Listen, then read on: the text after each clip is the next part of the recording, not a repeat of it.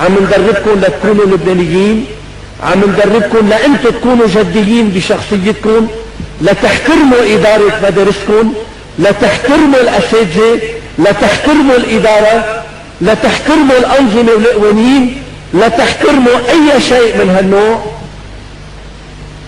عم ندربكم لتكونوا جديين، لتبطلوا تزعبروا،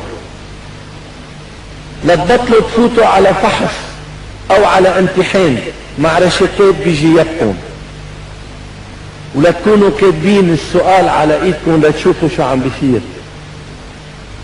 بدنا منكم تتعلموا تطلعوا بقى من وسائل الزعبرة يلي مجتمعنا عايش فيها، يلي منا اليوم رح يفوت على فحص مع رشتة بجيبته، بكرة لما رح يصفي محامي او حكيم او ضابط او مسؤول او اي شيء اخر لمن يقدر رح يجيب معه مودة الزعبرة هيدا على الحكم، وساعتها لبنان بتفهموا ليش وقع ب100,000 اكيد.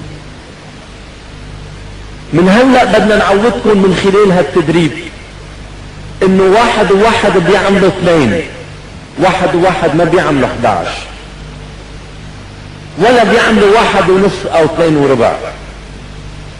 بدنا نتعلم نكون عناصر جدية بكل معنى الكلمة. بدنا نتعلم تكون عناصر بتحترم حالها وبتحترم الغير، تحترم بوليس السير يلي على الطريق، تحترم إشارة السير يلي على الطريق، تحترم الشجرة الصغيرة يلي على الطريق يلي ما لازم ندعسها. بدنا نكون عناصر عم تحترم المجتمع. بدها تكون عناصر واعية لدورها، واعية لوضعها كمجتمع، لنقدر نحافظ على هالمجتمع.